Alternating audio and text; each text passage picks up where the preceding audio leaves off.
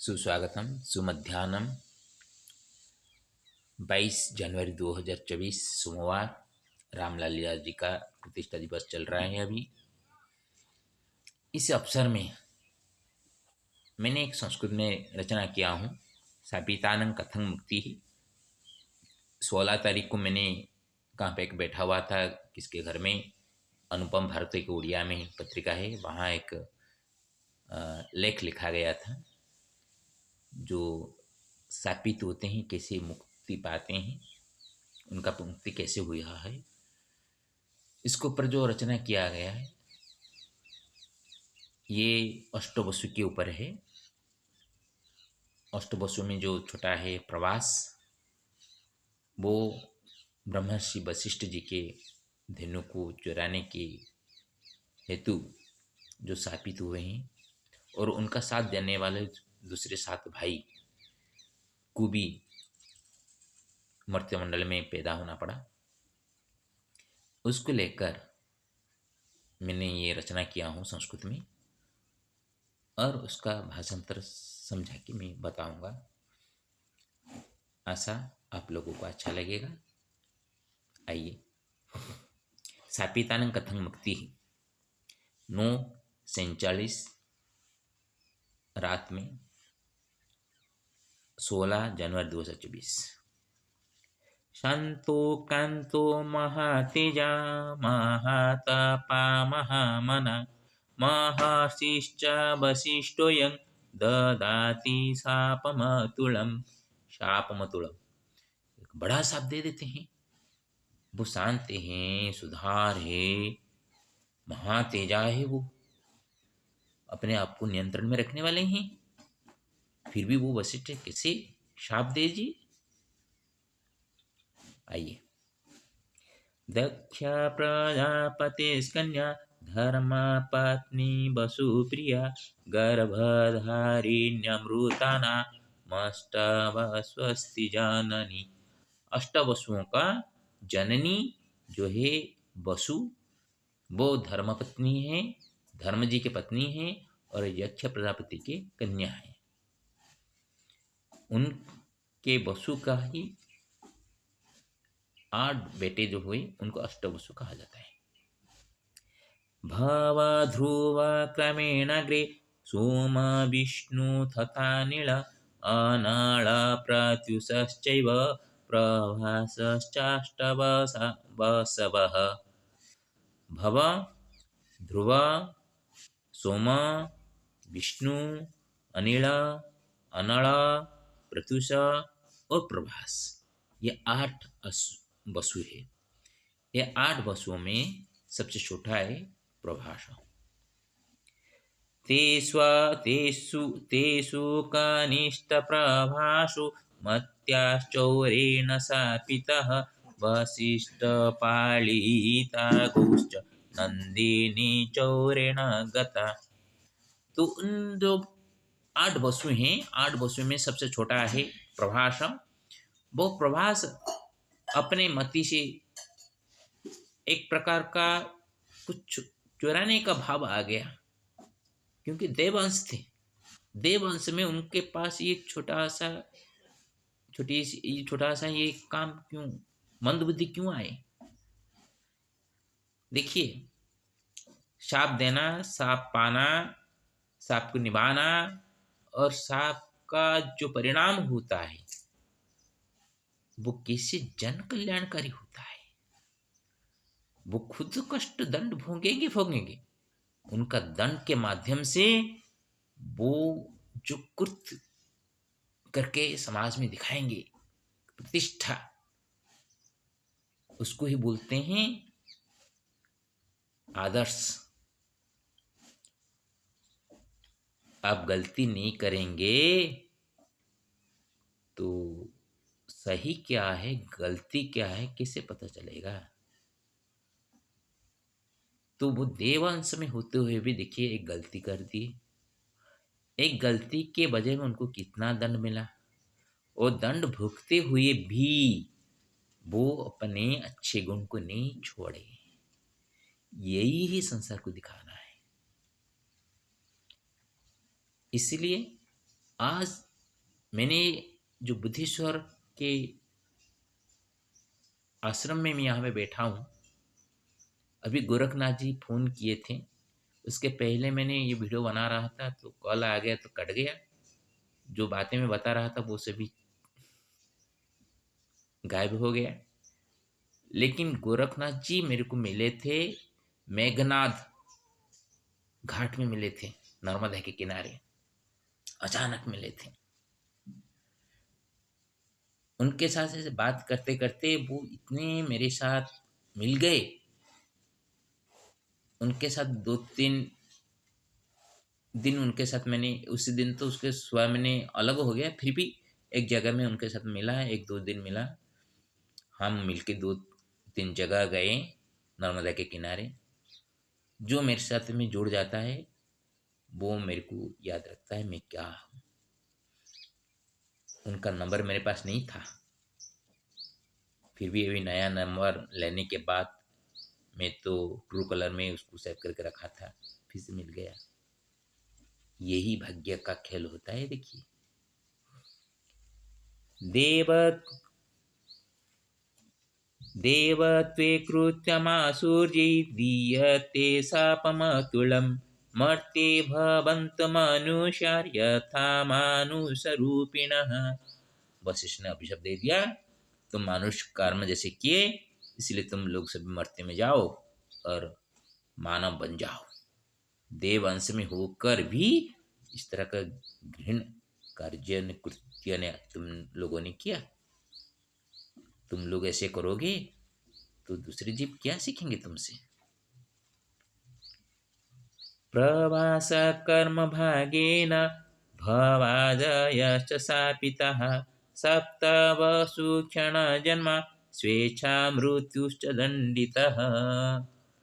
देखिए, आर्य वसु गंगा जी पावन पवित्र करने वाली माँ गंगा जी के गर्भ से वो पैदा हुए 8 वसु। वो 7 को तो पैदा होते ही पानी में बहा दिया, क्योंकि वो बोले थे शांतनु जी को, मैं गंगा बोलोगे तो मैं रहूँगा, जब गांगी बोल दोगे तो मैं तुमको छोड़ के चला जाऊंगी, मेरे को कुछ प्रश्न नहीं करना। तो 7 बार अपने बच्चों को बहाते हुए वो जा रही थी, देखकर भी शांतनु चुप रहते थे। 8वीं बार जब उसका हाथ पकड़ लिया तब कहा, आर्यपुत्र अब से हम दोनों अलग हैं, मैं अभी आपके पास। वो भी साबित होकर आई थी गंगा जी देव सभा में। किसके पति उनका थोड़ा सा मन चला गया था। ब्रह्मा ने कहा, तुम देव जोनि में रहकर नरों के प्रति आकृष्ट हो रही हो, जाओ मर्त्य में जाकर तुमको देव जोनि के नर के साथ तुमको बिताना है। तो इसलिए 7 बच्चों को वो पैदा करके वो बहा दी, और 8वां के बारे में जो था उसको पकड़ लिया। तब ने गंगा ने उनको लेकर चले गए और उसको बृहस्पति शुक्राचार्य जैसे उनको पाठ पढ़ाकर सिखाकर उनको परशुराम जी के पास छोड़ा। परशुराम जी भी उनका गुरु बने, उसको देवव्रत नाम दिया गया। वो देवव्रत ऐसे बने, बाद में अपने पापा का सुख के लिए वो अपना वैवाहिक जीवन यापन नहीं किया। तो उसको लेकर भीष्म प्रतिज्ञा जो किए थे उससे उनका नाम भीष्म हुआ। देवव्रतो प्रियपुत्रो गंगापुत्रो महीतले संत्वनुपुत्र रूपेण भीष्म नाम युगे युगे। एक युग के लिए नहीं, वो अनेक युग के लिए एक कृत्य उन्होंने किया कि गाय को चुराया, लेकिन उसका फल जैसा वो उनको मिला, उस फल को वो भोगते हुए अपना कर्म ऐसा किया मर्त्य मंडल में। हर एक युग में कहा जाएगा, कोई प्रतिज्ञा करेगा तो भीष्म जैसा प्रतिज्ञा माना जाएगा, लेकिन अब तक कोई भी भीष्म जैसा प्रतिज्ञा नहीं किया है। जो कुछ करते हैं वो प्रतिज्ञा तोड़ते हैं, प्रतिज्ञा तोड़ने के लिए होता है। लेकिन भीष्म कभी भी अपना प्रतिज्ञा से नहीं हटे। धेनुचौरश्च भीष्मोऽयं प्रभासभासभासकः प्रकृष्टाभासमाधारी प्रतिज्ञा भीष्मकारकः।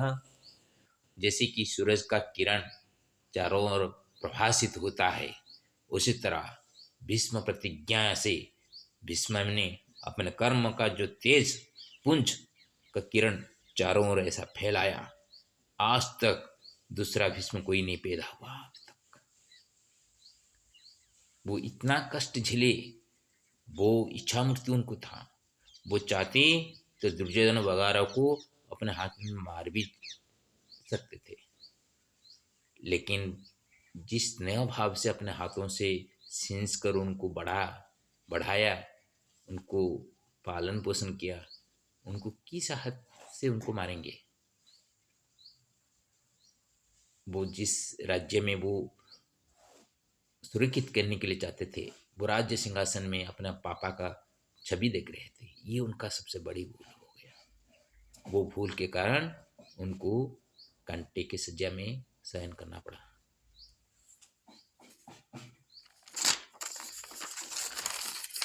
पित्रे दत्तं जुवकतं वीणाभिभाह सुखतं सत्यावती जनन्यग्रे स्वंशहीन कामना। अपने सुख सुविधा को वो दूर करते हुए, यौवन सुख को वो न भुगते हुए, बिना विवाह से अपने पिता का सुख के लिए अपने माता के सामने एक निष्ठुर एक प्रतिज्ञा कर लिया कि मैं वंश बढ़ाऊंगा नहीं, और मेरे पिता के बाद उनके अंश से जो भी आएंगे उनका मैं रक्षण करूंगा। मृत्युजावत् पुनश्चसु सारसज्जासहि गत ब्रह्मसि शापदंडासु कीदृशो दंडितो भुवि। भुवि संसार में देखिए, एक ब्रह्मनिष्ठ ब्रह्मर्षि ऋषि का शाप कितना कठिन होता है, कितना कठोर होता है। उसका दंड ऐसा मिलता है कि जीवन में अंतिम भाग वो सरसज्जा में उनका जीवन जाना पड़ता है। कांटे के मुन में, सुई के मुन में उनका जीवन जैसा गया। ब्रह्मर्षि, सभी ब्राह्मण का अभिशाप नहीं होगा, क्योंकि वो ब्रह्म के मुख से निकले हुए थे। इसलिए तो विश्वामित्र के साथ उनका थोड़ा सा वैरभाव था। विश्वामित्र कभी विश्वजित राजा थे, तो वशिष्ठ के ही आश्रम में नंदिन गौ को लेने के लिए वो चुराने के लिए आए थे, छीन के लेने के लिए। तो उनके साथ वो हुआ कि मैं ब्रह्मर्षि हूँ, देवताओं से मेरे को पुरस्कार मिला है। वो उनको मन को ये बात चुभने लगा, वो भी तपस्या किए। जब गायत्री को धरातल में लाए, उनको विश्वामित्र कहा गया। विश्व का मित्र वो है, गायत्री जो कि ब्रह्मलोक में थी, उनको लाने का काम विश्वामित्र ने किया। फिर भी उनको ब्रह्मर्षि न कहा गया। लेकिन एक इस तरह का काम हुआ, अपना घमंड जब चूर चूर हो गया, वशिष्ठ कभी विश्वामित्र के ही भलाई चाहते हैं, ये जब उनको पता चल गया, तो उनके पैर के नीचे जाकर जब सर ताड़ने लगे, तब ने वशिष्ठ ने उनको उठा के कहा, उठो ब्रह्मर्षि उठो। तो ब्रह्मर्षि अपने मुख से उनको जब ब्रह्मर्षि पद दिलाया, तब विश्वामित्र ब्रह्मर्षि बने। लेकिन पहले से ब्रह्मर्षि नहीं बने थे, वो राजर्षि थे। इसलिए वो इतने जो ब्रह्मर्षि होते हैं, वो अपने आप को जानते हैं, अपने को नियंत्रण में रखते हैं, वो कभी गुस्सा नहीं करने वाले। लेकिन अभी देखिए, जो साप दे दिया, उस हिसाब से जो दंड तो मिला प्रभास को, लेकिन जो कीर्ति वो बना के गए हैं, वो कीर्ति का आदर्श बन गई। और वो कीर्ति को पाने के लिए हर कोई चाहेगा तो भी नहीं हो पाएगा। ये है विशेषता। साप देने से पहले सोच समझ के साप देना है। और सब कोई साप दे दिया है का मतलब होता है उसका तप बल से क्षीण हो जाता है। बिना कारण कोई साप देगा तो ये सभी का बस में काम नहीं होता है। इसलिए देवांशों को साप मिलना और नर अंशों को साप मिलना अलग बात होती है। देव अंश में जो शापित होकर आते हैं नरलोक में वो आदर्श बनते हैं, और नरलोक में जो साप पा के जाते हैं वो पाप के गड्ढे में ऐसे ही घूमते रहते हैं, उनको मुक्ति नहीं मिलती। ये याद रखने की बात है। न चोर्जवस्तु कस्मै च दीयते सुखमचिरं नापि चौरेण भूमि गौश्च धनधान्यं चौर्याय दण्डकीदृशं विधिवारमतिदैन्यं कालमाशामतिरूपिणं भूमि गौश्च धनधान्यम। याद रखने की बात है, भूमि और गौ ये दोनों को चुराने पर ऐसे ही दंड मिलते हैं। आजकल जमीन को खरीदने बेचते हैं, बोलते हैं जमीन माँ है, उसको खरीदना नहीं है, बेचना नहीं है। ऐसा होता तो ना कोई खरीदता ना कोई घर मकान बनाता।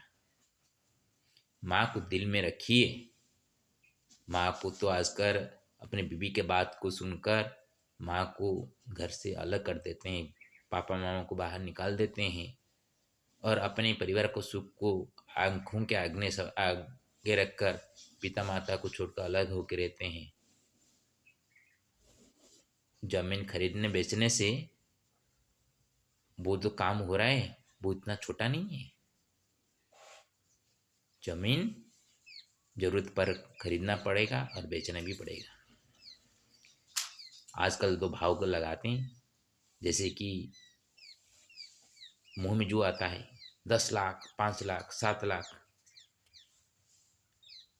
जब बेचने के वक्त आता है वो जरूरत होना पड़ता है, बिना जरूरत के कोई कुछ नहीं करता। हरिश्चंद्र अपने बचपन में पक्के थे। विश्वामित्र ने सत्यवादी है कि नहीं परीक्षा करने के लिए ऊपर वशिष्ठ के साथ महर्षि वशिष्ठ के साथ उनका युक्ति तर्क हुआ और उसको दिखाने के लिए वो नीचे आए थे और उनको मांग लिया अपने राजगाद देने के बाद उनके पास कुछ नहीं बचा। उनको दक्षिणा मांगा, 1 लाख सोना मंत्र कहाँ से लाएंगे वो, अपन को बेचना पड़ा। वो कर्म करके दिखाया कि बेचने पर भी वो स्मशान घाट में रहते हुए भी अपना धर्म निभाया। पत्नी को बेचा, वो पत्नी भी सभ्या अपने धर्म को नहीं छोड़े। जो बेटा था रजत वो भी देखिए छोटा बच्चा होकर भी वो अपना धर्म नहीं छोड़ा। ये सभी शिक्षा देने के लिए किया गया था, क्योंकि धर्म दंड उनको दिया जाता है जो कि धर्म पालन करने वाले होते हैं। हम लोग तो थोड़े छोटे चीज में, काल मैंने आके देखा कि कितना ठंडक हो रहा है, आज लेट उठा मैंने, थोड़ा सा ठंडक होने पर हम बहक जाते हैं। तो दंड जो होता है वो दंड सहने के लिए नहीं, आदर्श बनाने के लिए। आप कितना सह सकते हैं। सुख तो सभी पाना चाहते हैं, लेकिन दुख को भी झेलना पड़ेगा। न चोर्जवस्तु कस्मै च दीयते सुखमचिरं नापि चोरेण कर्तुश्च स्थीयते जीवनामृतम्। न चोर्य वस्तु कस्मै च दीयते सुख, कभी भी चुराया चीज कभी किसी को सुख नहीं देता। आज 5 रुपया में आप खरीद लिए, वो समझा कि मैं उसको ठग लिया। 7 रुपया में 5 रुपया खरीद लिया, 2 रुपया उसको ठग दिया। कल तुमको इस तरह का कुछ नौबत आ जाएगा, 20 रुपया का खर्च करना पड़ेगा तुमको, ये सोचना पड़ेगा। भाव मूलचल जो होते हैं अपनी जरूरत के हिसाब से होते हैं। कहाँ पे लिखा नहीं गया है एक माँ का शरीर कितना पैसा होगा, एक बीबी का शरीर कितना पैसा होगा, एक आदमी का शरीर कितना पैसा होगा। कभी कहा जाता है पेट के लिए अपने बच्चे को भी माँ बेच डालती है, उसको खाने के लिए कुछ नहीं मिलता है, इसलिए अपने बच्चे को बेचने के लिए वो चला सकती, और कुछ कारण हुआ होगा, लेकिन कहा जाता है। ये संसार की बातें हैं, संसार में ऐसी कुछ बातें होती हैं, वो दिखने के लिए कुछ होता है और दिखाने के लिए कुछ होता है और बोलने के लिए कुछ होता है और सुनाई देता है और कुछ। इसलिए हर एक चीज का सत्यता नहीं होती। साधु भाव से बोलना तो बहुत लोगों को आता है, बोल देते हैं, प्रवचन तो बहुत बड़ा बड़ा है, लेकिन उसको पालन करना इतना सहज नहीं होता है। घर में बैठकर नाम नाम जपने से मुक्ति मिल जाती है। दिल में कभी सुख नहीं रहेगा, दिल में किसी के प्रति मंगल नहीं रहेगा, कोई अच्छा हो रहा है उसको देखकर ईर्ष्यापन मन में रहेगा, और राम नाम जपने से मुक्ति कहाँ से।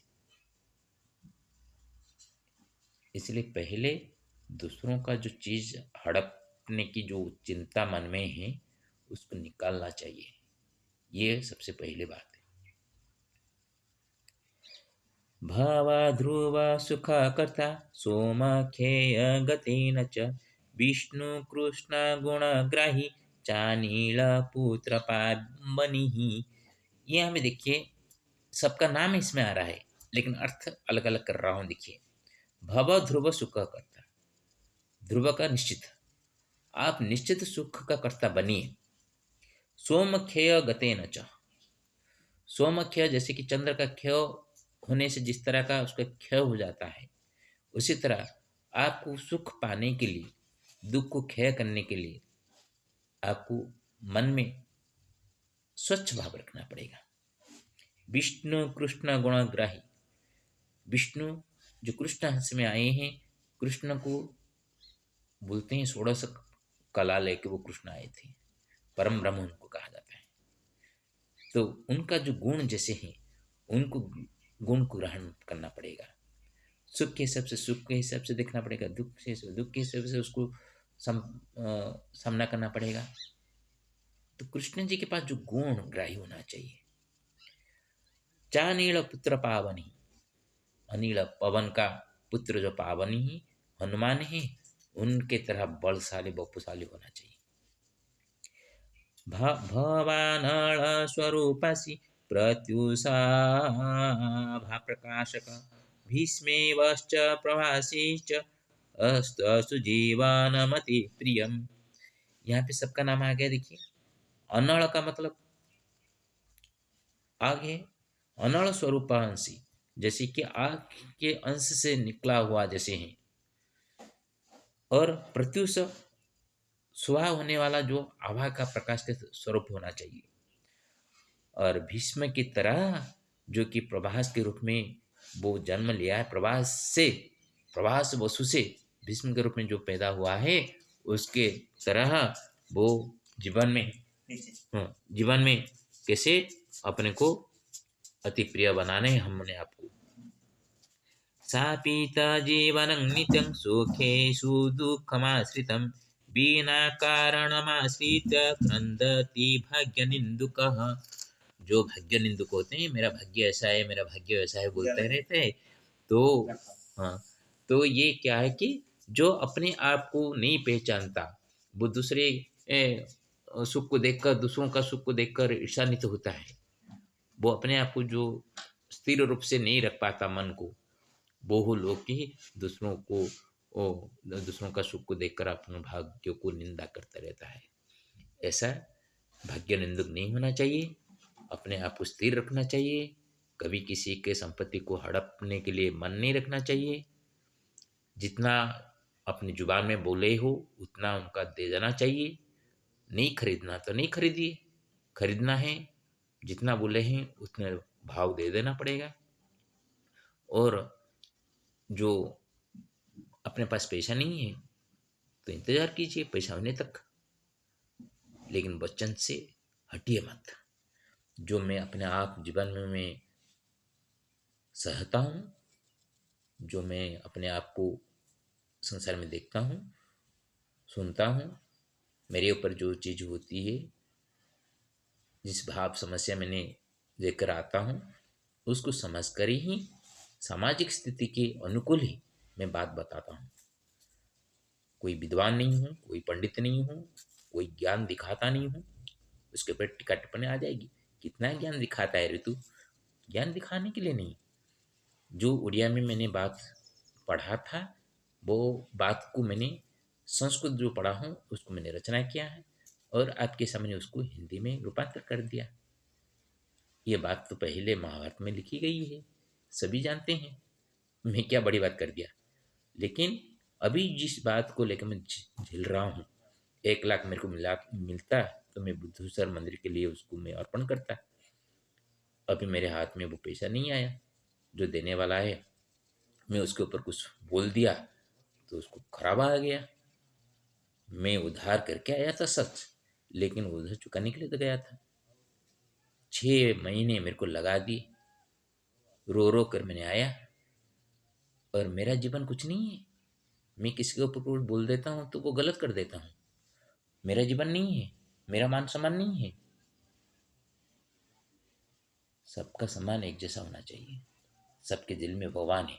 मेरा कुछ भी नहीं है, मेरा बोलना नहीं है, लेकिन अंदर जो विद्यमान है वो भगवान, वो सबका है। आपके खुद दिल में है, मेरे मैं आपको गाली दे रहा हूँ का मतलब आपको नहीं दे रहा हूँ, आपके दिल में भगवान को दे रहा हूँ। ये मैं जब सोच लूंगा मैं आपको गाली नहीं दूंगा। ये सोच मन में रखिए, देखेंगे दुख नहीं रहेगा। और साप जो बोलते हैं, अभिशाप बोलते हैं, वो कर्म का फल ही होगा। कोई किसको आज साप देने से नहीं मिलेगा। कर्म का फल, अब जैसे कर्म करेंगे वैसे ही मिलेंगे। ओम नमः भगवते वासुदेवाय।